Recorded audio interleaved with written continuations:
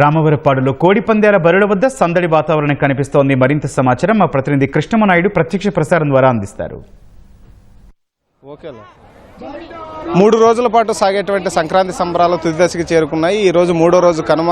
అత్యద్భుతంగా ఇక్కడైతే సంక్రాంతి వేడుకలను అయితే నిర్వహించుకుంటున్నారు. ప్రస్తుతం మనం విజయవాడ సమీపంలో ఉన్నటువంటి రావర్పాడు దగ్గర ఉన్నాము. రావర్పాడు దగ్గర దాదాపు 50 నుంచి 60 ఎకరాల విస్తీర్ణంలో ఈ యొక్క బరులు అయితే ఏర్పాటు చేశారు. 2 రోజుల పాటు ఘనంగా సాగినటువంటి ఈ యొక్క కోడి పందాలు 3వ రోజు కూడా అట్టహాసంగా ప్రారంభమై తుది దశకి అయితే చేరుకున్నాయి. సాయంత్రం 6 తర్వాత అయితే పర్మిషన్ లేదని అయితే పోలీసులు చెప్తున్నారు. మనం చూడొచ్చు విజువల్స్లో పెద్ద ఎత్తున ఇక్కడికి వేలాది మంది యొక్క జనం వచ్చి ఈ యొక్క కోడి పందాలను అయితే ఆస్వాదిస్తున్నారు. ముఖ్యంగా ఈ సంక్రాంతి పండుగ మాత్రమే ఈ యొక్క కోడి పందాలు అయితే నిర్వహిస్తారు. మిగతా ఏ పండుగ జరగనంత ఘనంగా ఈ యొక్క కోడి పందాలు అయితే జరుగుతాయి. ఇక్కడ కోడి పందాలతో పాటు పొట్టేళ్ల పందాలను కూడా నిర్వహించారు. నిన్న పొట్టేళ్ల పందాలకు కూడా ఎక్కువ మంది వచ్చి ఆస్వాదించారు. ఇక మనం విజువల్స్ లో చూడొచ్చు పందెం రాయలు కూడా ఎక్కువ మంది యొక్క కోడి పందాల్లో బరిలో ఉన్నటువంటి కోళ్ల పైన కాసి డబ్బులు అయితే పెడుతున్నారు. దాదాపు లక్షల రూపాయలు అయితే ఈ యొక్క కోడి పందాల బరువులు అయితే చేతులు అయితే మారుతున్నాయి.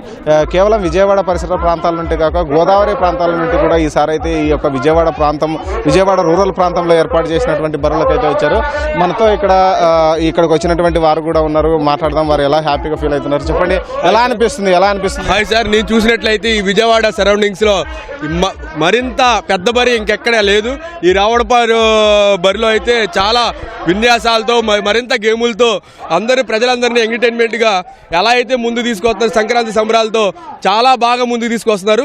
అయితే ఇక్కడ మనం ముందుగా చూసుకున్నట్టయితే కోడి పందాల దగ్గర నుంచి చిత్తార్థ వరకు ఎక్కడైతే ఎన్ని గేమ్స్ ఉన్నాయో అన్ని గేమ్స్ దగ్గర ప్రతి ఒక్క బరిలో కూడా ఎక్కడ కూడా ఖాళీ లేకుండా జనాభాకి స్పేస్ ఇవ్వకుండా ఉంది. వాస్తవం చూసుకుంటే విజయవాడ సరౌండింగ్స్ లో రావరపాడు అనేది చాలా పెద్ద బరి అని చెప్పుకోవచ్చు. ఇక్కడైతే లక్షల్లో కాకుండా కోట్లలోనే చైలు మారడం జరుగుతుంది. కోడి పందాలు ఒక రోజుకి వచ్చేసరికి 600-700 పందాలు ఇక్కడ చిన్న బరిలో కానీ పెద్ద బరిలో కానీ జరుగుతుంది. మరింత విదేశాల నుంచి కూడా వచ్చి ఇక్కడ పందాలు ఆడటం జరుగుతుంది, అలా బెట్టింగ్లు ఆడటం జరుగుతుంది. కావున నాకు ఈ అవకాశం ఇచ్చిన ఈటీవీకి ధన్యవాదాలు. సో మీరు చెప్పండి, ఎలా ఎంజాయ్ చేశారు ఈ సంక్రాంతి వేడుకలు? పోయిన సంవత్సరం మీద ఈ సంవత్సరం బాగా అట్టహాసంగా జరుగుతున్నాయి. చాలా పెద్ద బరే రామవరపాడు రింగ్లో. విజయవాడలోనే మన ప్రభుత్వం కూడా బాగా సహకరిస్తుంది.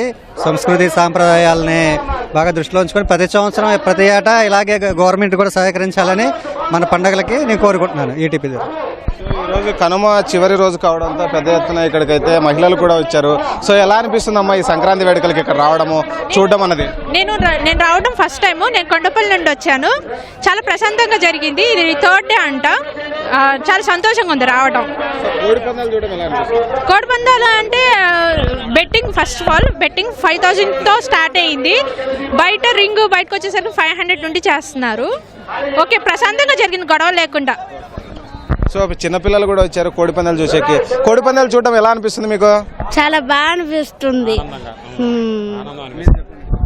కోడిపల్లి అందాలు అనేది చిన్నపిల్లలకి పెద్దలకి ఏ తరాలు చాలా బాగుంది. అలాగే గేములు కానీ ఎవరికి తరహా తగ్గట్టు అలా కార్యక్రమం కానీ ప్లస్ ఎగ్జిబిషన్ తరహాలో కూడా అన్నీ బాగున్నాయి. ఫుడ్ కోర్ట్లు అన్నీ అందరికీ అందుబాటులో ఉందన్నమాట. చాలా బాగుందండి. సో కోడి పందాలతో పాటు రకరకాల ఆటల పోటీలు కూడా ఇక్కడైతే పెట్టారు. సో మనతో మరింత మంది ఉన్నారు. సో ఎలా అనిపిస్తుంది ఇక్కడ సంక్రాంతి వేడుకలు? సూపర్, ఎప్పుడు చూడలేదు నేను, గుంటూరు నుంచి వచ్చా.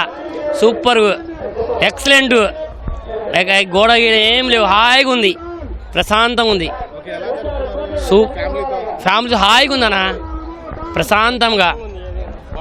సో ఓవరాల్గా చూసుకుంటే ప్రతి ఒక్కరు చిన్నపిల్లల నుండి పెద్దవారి వరకు కూడా అందరూ కూడా ఈ యొక్క సంక్రాంతి వేడుకలు అయితే ఘనంగా జరుపుకున్నామని కూడా చెప్తున్నారు. ఈ కనుమ రోజు కూడా ఈ యొక్క పశువులకి పూజించి ఆరాధించి అనంతరం ఈ మాంసాహారం చేసుకుని కూడా కుటుంబ సభ్యులతో కూడా గడిపామని కూడా చెప్తున్నారు. మనం చూడొచ్చు విజువల్స్లో కూడా పెద్దగా ఇక్కడ అయితే ఈ జూద క్రీడలు కూడా ఎక్కువగా జరుగుతున్నాయి. ముఖ్యంగా కోడి పందాలతో పాటు మిగిలినటువంటి వారు ఎవరైతే ఉంటారో జూదం ఆడేవాళ్ళు వారికి కూడా ఎక్కువగా ఇక్కడైతే సపరేట్గా టెంట్లు వేసి వారికైతే ప్రత్యేకంగా ఏర్పాట్లు చేసి ఈ యొక్క గేమ్స్ని అయితే నిర్వహిస్తున్నారు. మనం చూడొచ్చు లేడీస్ కూడా ఈ యొక్క క్రీడల్లో అయితే పాల్గొంటున్నారు. ముఖ్యంగా తమ యొక్క ఆసక్తిని అయితే చూస్తున్నారు. కొంతమంది దాంట్లో పార్టిసిపేట్ చేసే వాళ్ళు ఉంటే మరి కొంతమంది చూసే వాళ్ళు అయితే ఉన్నారు. ఓవరాల్గా ఇంకా క్రౌడ్ అయితే వస్తూనే ఉంది.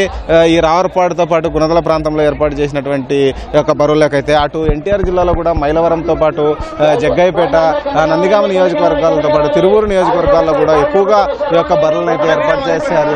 సో ఎలా అనిపిస్తుంది? హ్యాపీగా ఉంది, చక్కగా ఉంది. పండగ మాత్రం చాలా బాగుంది. చక్కగా ఎంజాయ్ చేసాం. పండగ శుభాకాంక్షలు చెప్తున్నాను అందరికీ. ముఖ్యంగా కోళ్ళ పందాలు చూడడం కోడి పందాలు కూడా చాలా బాగా జరిగినాయి.